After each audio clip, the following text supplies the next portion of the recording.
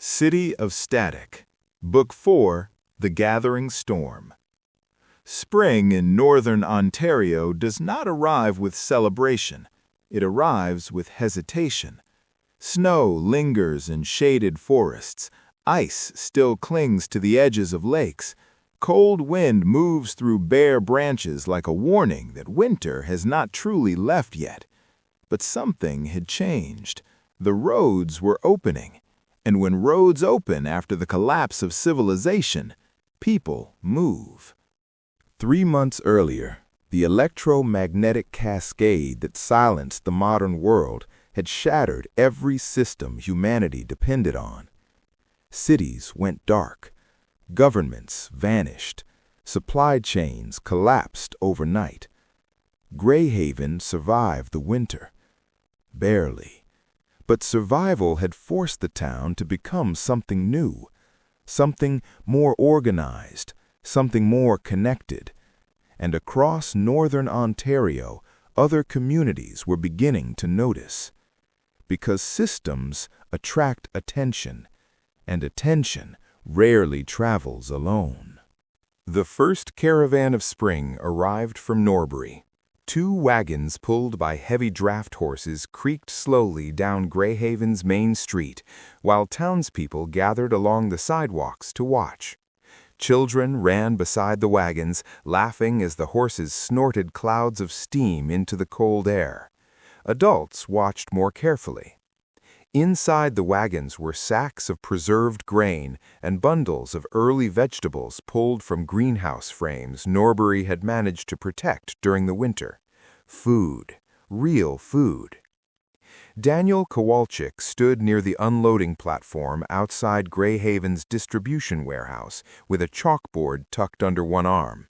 He watched the wagons roll to a stop. "Careful with the sacks," he called to the volunteers. "If those split open, we'll be sweeping grain out of the dirt for an hour." A Norbury farmer climbed down from the front wagon and stretched his back with a tired groan. "You people organize everything like a military operation," he said. Daniel smiled faintly. "That's because chaos wastes calories." The farmer laughed. "Fair point." Mayor Eleanor Vale watched the scene from the balcony of City Hall. Below her, Greyhaven looked different than it had 3 months ago. The streets were still rough, the buildings still patched together from salvaged materials, but the movement was different, purposeful. Workers hauling supplies, militia patrols walking regular routes, messengers arriving and leaving along the main roads. It looked less like a town struggling to survive and more like a place rebuilding itself. Malcolm Reed stepped onto the balcony beside her. "Norbury shipment?" he asked. Eleanor nodded. "Second this month." Malcolm rested his hands on the wooden railing. "That's a good sign." "Yes," Eleanor said quietly, "it is." But her eyes had drifted toward the southern road.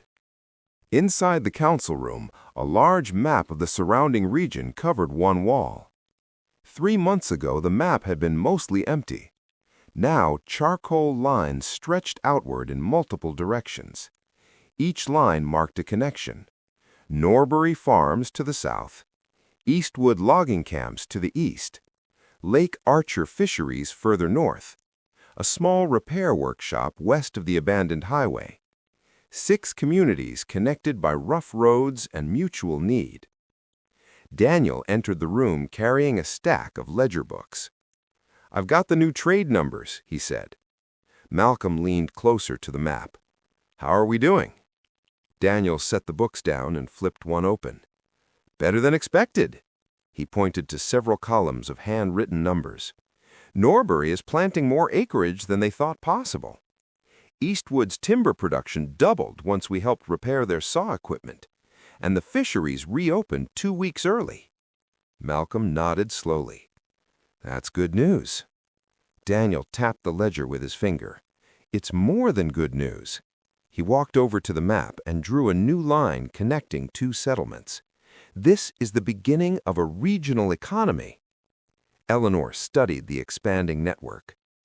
"Careful with that word," she said. "Economy implies stability." Daniel shrugged. "I'll settle for momentum." Mercer entered the room without knocking.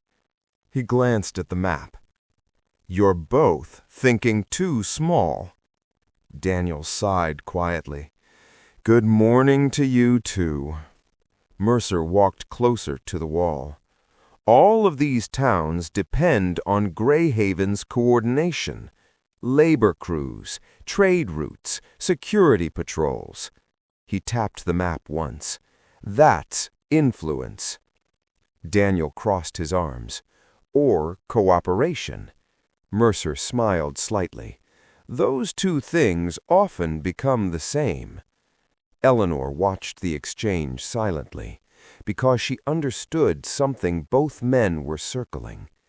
Greyhaven had become the center of something, and centers attract gravity. The warning arrived 3 days later. 2 riders from a settlement called Redfield reached Greyhaven just after sunset. Their horses were nearly collapsing from exhaustion. Jonas Hale met them at the gate. "You'd better come inside," he said when he saw the blood on one rider's sleeve. Dr. Aisha Banerjee examined the wound inside the clinic. "Arrow graze," she said quietly. "Not deep." The rider winced. "It felt deeper."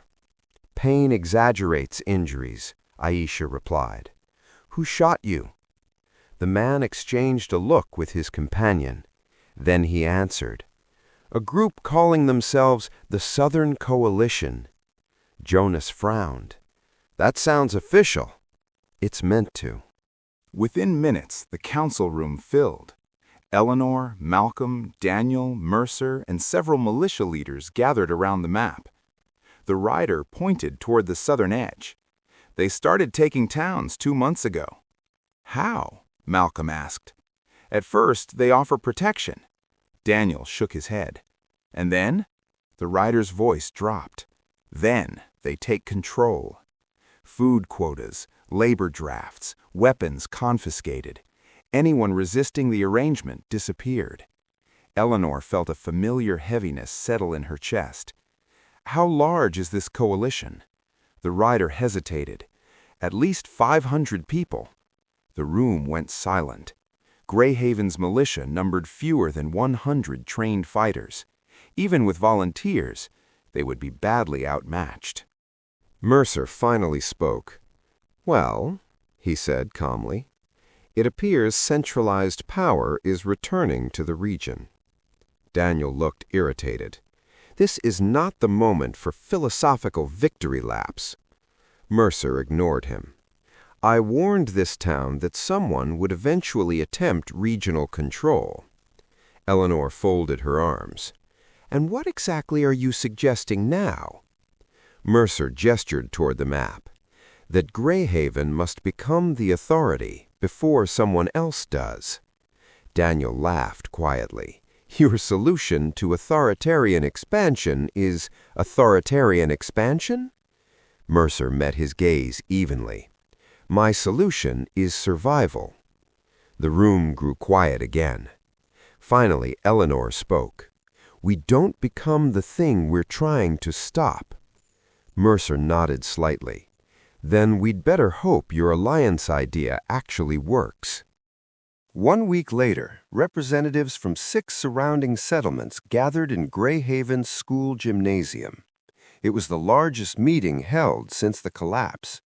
Farmers from Norbury, loggers from Eastwood, fishermen from Lake Archer, mechanics from the Western repair workshops. They sat on folding chairs arranged in rough rows beneath dim lantern light. Everyone understood why they were there.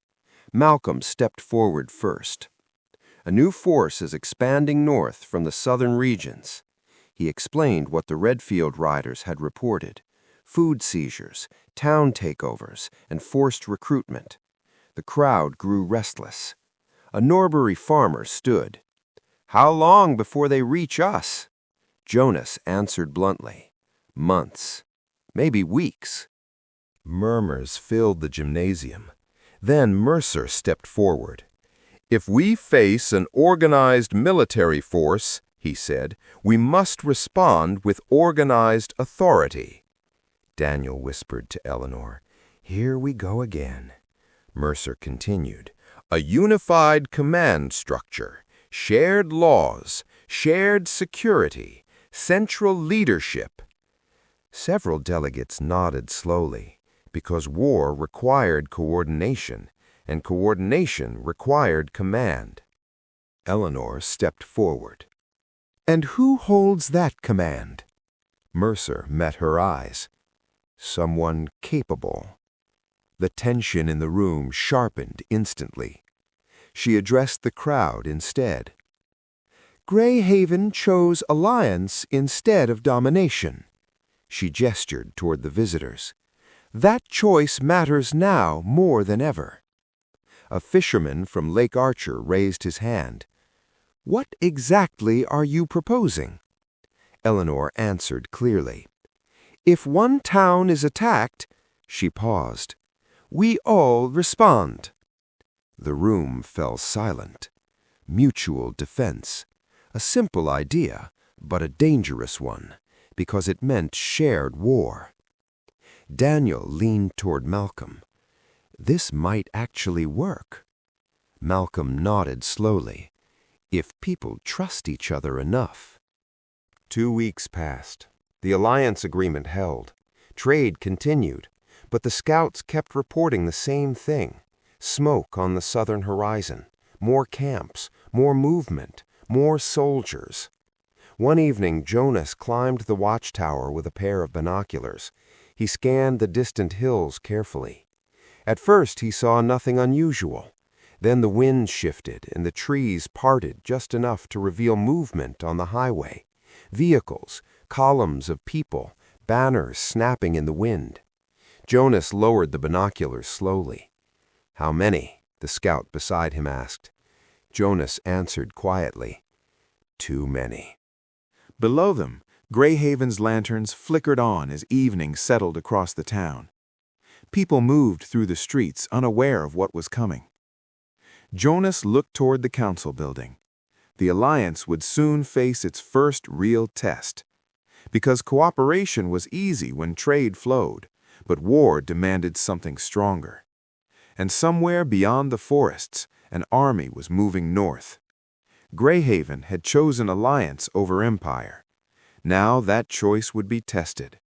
Because power built on cooperation moves slowly. Power built on force moves quickly. And far beyond the southern forests, a storm was gathering. Daniel Kolchik stood inside the warehouse that had become Greyhaven's logistical center, staring at a wall of chalkboards, supply tallies, trade agreements, travel schedules, dozens of moving parts constantly shifting. To anyone else, it looked like chaos. To Daniel, it was something else. Patterns. And patterns meant predictability. But lately, the patterns were starting to break. He rubbed his eyes and stepped closer to one of the boards, adjusting a supply route that had already been changed twice that week. Behind him, the warehouse door creaked open. Malcolm entered, carrying a folded map. "You're gonna want to see this." Daniel didn't turn immediately. "That sentence," he said quietly, "rarely leads to anything good." Malcolm didn't smile. He crossed the room and spread the map across the table. Red markings had been added along the southern edge. More than before. Closer than before. Daniel's eyes narrowed.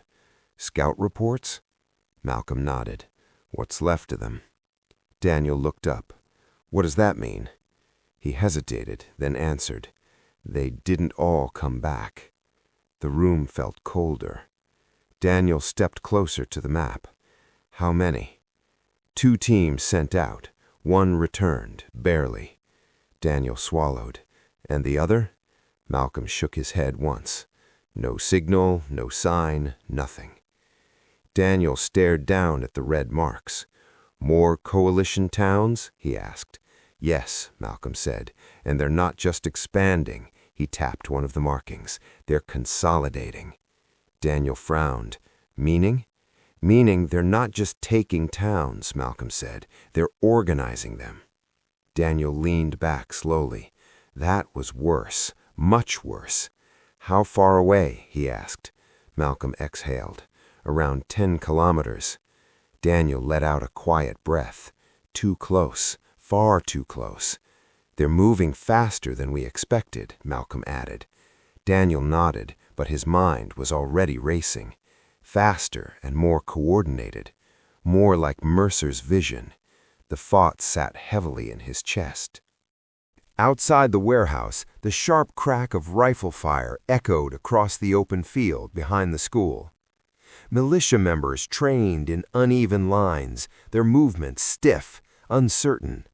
Jonas Hale stood at the edge of the yard, watching. Farmers, mechanics, fishermen, people who had never imagined holding a weapon like this. But the world had changed, and survival demanded more from them now. One volunteer fired and missed the target entirely. The shot kicked dirt several feet to the side. Jonas walked over calmly. "Breathe before you fire," he said. The man nodded, visibly nervous. "I am breathing." Jonas shook his head slightly. "No, you're surviving, not the same thing." He adjusted the man's stance.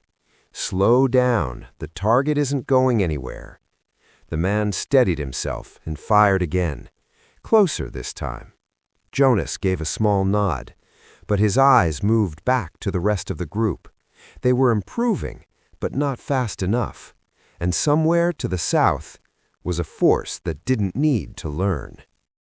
By late afternoon, the first sign that things were worse than expected arrived. A caravan came in early, too early. The guards at the gate signaled immediately. Something was wrong. Daniel and Malcolm reached the entrance just as the wagons rolled in. They weren't full of goods. They were full of people, refugees, dozens of them, men, women, children, exhausted, mud-covered, silent in a way that spoke louder than any panic. Eleanor arrived moments later. "What happened?" she asked. One of the men climbed down from a wagon, his hands shaking. "Briar's Hollow," he said. The name hit several of the onlookers. A small settlement. Close. "What about it?" Eleanor asked. The man swallowed hard. "It's gone." Silence spread through the crowd. Daniel stepped forward. "Gone how?" The man looked at him, eyes hollow. "They came at dawn," he said. "Organized, fast. We didn't even have time to gather everyone." "Who?" Malcolm asked, though he already knew. "The coalition." A child nearby began to cry softly. "They didn't just take supplies," the man continued. "They took people." Daniel felt something tighten in his chest. "How many got out?" he asked. The man shook his head. "Not enough." That evening, the Alliance Council gathered again. No one spoke casually now. The air had changed. Delegates who had once debated trade routes now sat in silence, absorbing what had happened. Because now it wasn't distant, it wasn't theoretical, it was happening. Eleanor stood before them. "We've built trade," she said. "Now we must build defense." She gestured to the map. "If the coalition takes one town, they gain its resources." "And its people," someone added quietly. A Norbury farmer nodded grimly. "That's exactly what they're doing." Before Eleanor could continue, the doors at the back of the room opened. A guard stepped in. "There's something else," he said. He held out a folded piece of paper. "Came in with the refugees." Eleanor took it, unfolded it, read it once, then again. Her expression hardened. "What is it?" Daniel asked. She handed him the paper. The message was short, deliberate, clear. "To the settlements of the North, you are disorganized and divided. You will fall as the others have fallen. Join us and you will be protected. Resist and you will be absorbed. There will be no third option. No signature. None needed. Daniel felt a chill run through him. This wasn't just a warning. It was a strategy. Malcolm leaned in. "They're not just attacking," he said quietly.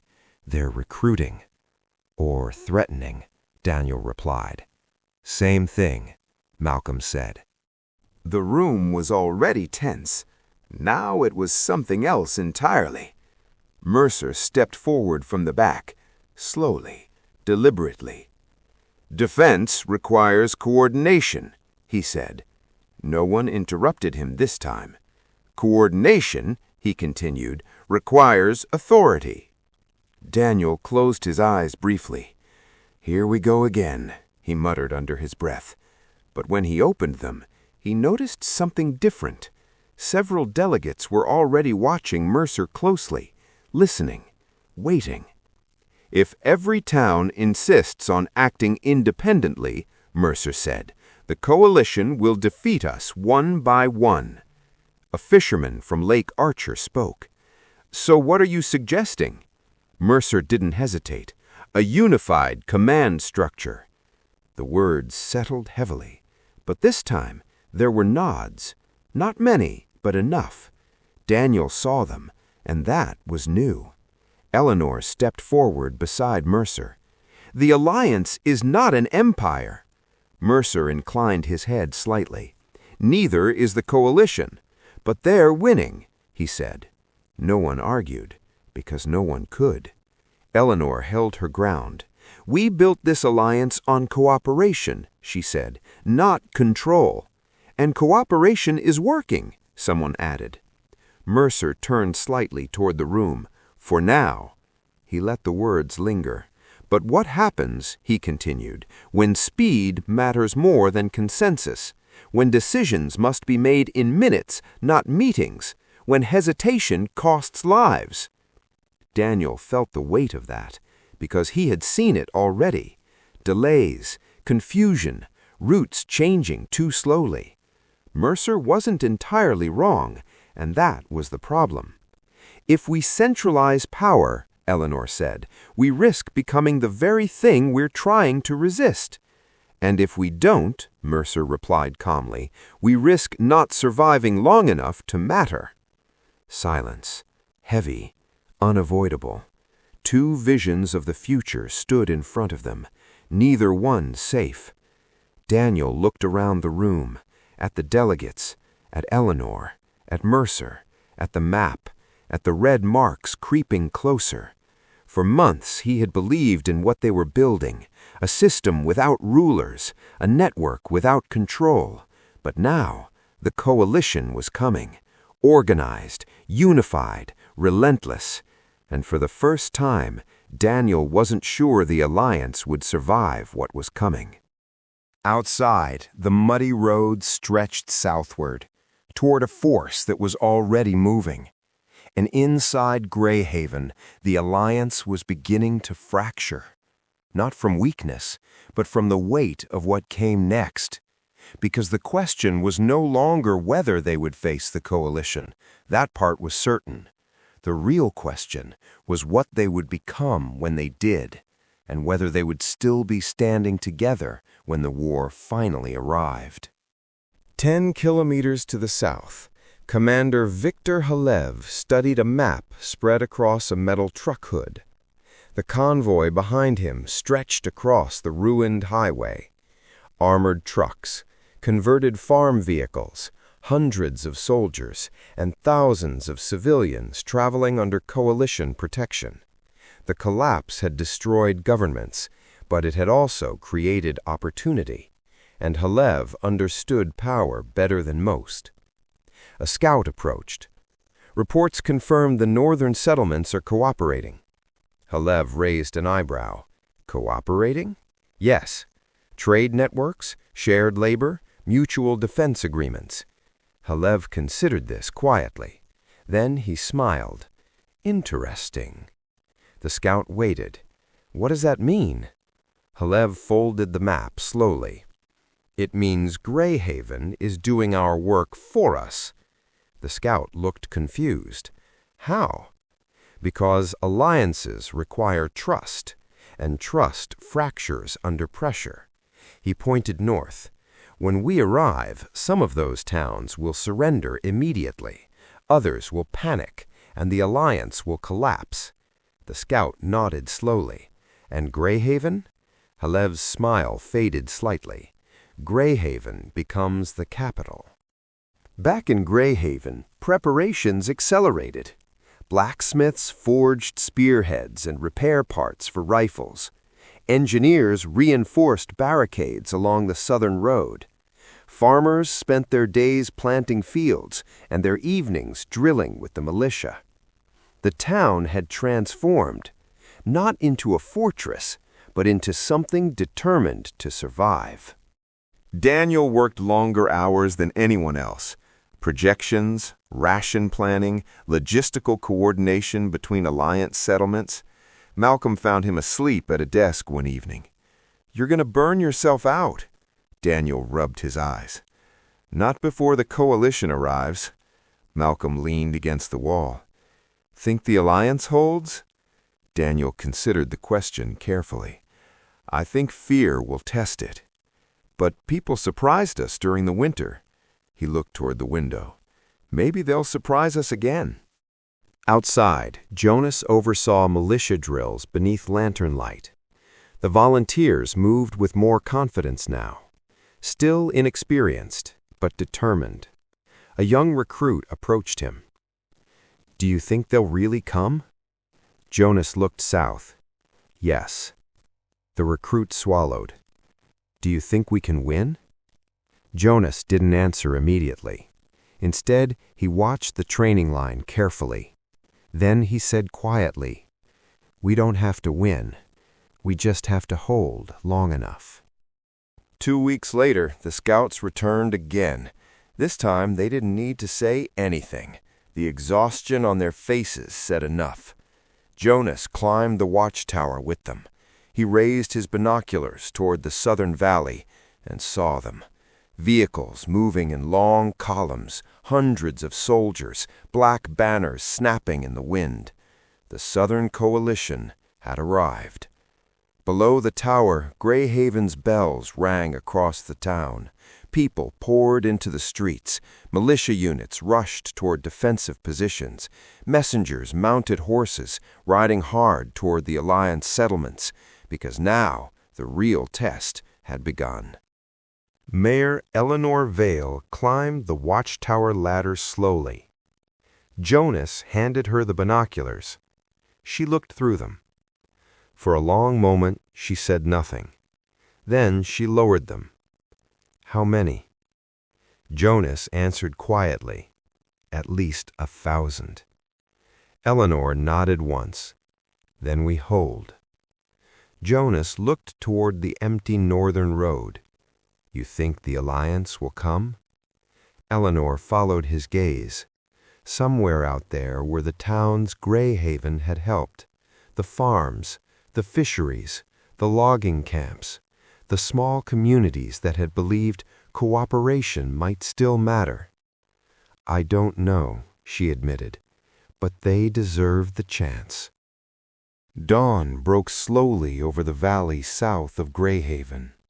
Mist rose from the warming ground, and across the open fields stood the Southern Coalition Army. 1,000 people, vehicles, weapons, the largest organized force the region had seen since the collapse. Behind Greyhaven's barricades, the town prepared for battle. Farmers, teachers, mechanics, survivors. Jonas stood beside Eleanor on the tower.